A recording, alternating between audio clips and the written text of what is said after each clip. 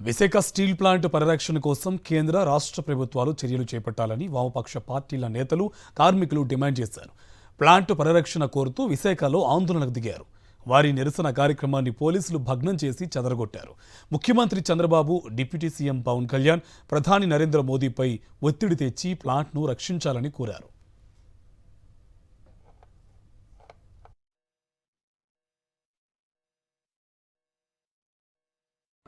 గతంలో అనేక మార్లు రాస్తారోకోలు జరిగాయి. కానీ ఎప్పుడు కూడా ఇటువంటి దమనకాండ గతంలో ఎప్పుడూ జరగలేదు.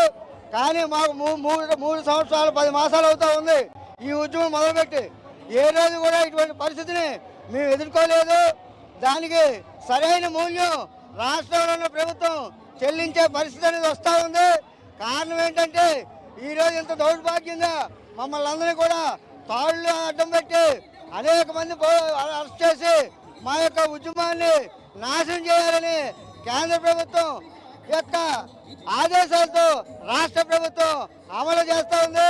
ఈ ఉద్యమం ఇంకా కూడా ఊచలు లేస్తే తప్పిస్తే ఆగే సమస్య లేదని చెప్పి మీ ద్వారా హెచ్చరిక చేస్తా ఉన్నాం. ఈ ప్రభుత్వాలు బీజేపీ ప్రభుత్వం కానీ ఇక్కడ ఉన్న ప్రభుత్వాలు కానీ ఇటువంటి ఆలోచన మానుకోవాలి.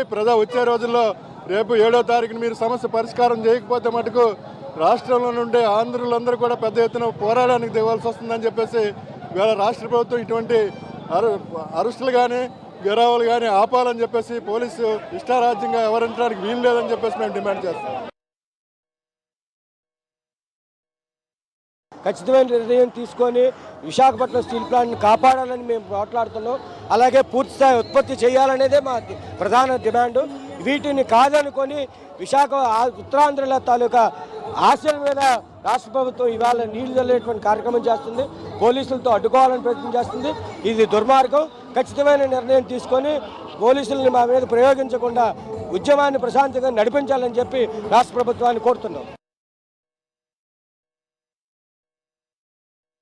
మేము అఖిల భారతీయ యువత సమైక్య ఒకటే చెప్తా ఉన్నాం. పవన్ కళ్యాణ్ గారు కూడా మీరు ఎన్నికల్లోని స్టీల్ ప్లాంట్ కాపాడుతాము, ఉత్తరాంధ్ర రావాల్సిన నిధులు ఇస్తాము, ప్రత్యేక హోదా సంబంధించిన ఏవైతే హక్కులు ఉన్నాయో అవి తీసుకుంటామని చెప్పి ఆడపిల్లలు తప్పుపడి ఆడపిల్లలు తెస్తారు. ఈ రోజేమో ఈ రాష్ట్రంలోని విశాఖ స్టీల్ ప్లాంట్ కోసం కానీ ప్రజా సమస్యలు కూడా ఎక్కడ మాట్లాడకుండా గుళ్ళ మీద మెట్లు కడుక్కుంటూ ఈరోజు చేస్తూ ఉన్నాడు. చంద్రబాబు నాయుడు గారు కూడా ఒకటే అడుగుతున్నాం, విశాఖ స్టీల్ ప్లాంట్ ప్రైవేట్గా నాకుండా రేపు మీరు ఢిల్లీ వెళ్తున్నారు కాబట్టి అక్కడ డిసైడ్ చేసి రావాలి.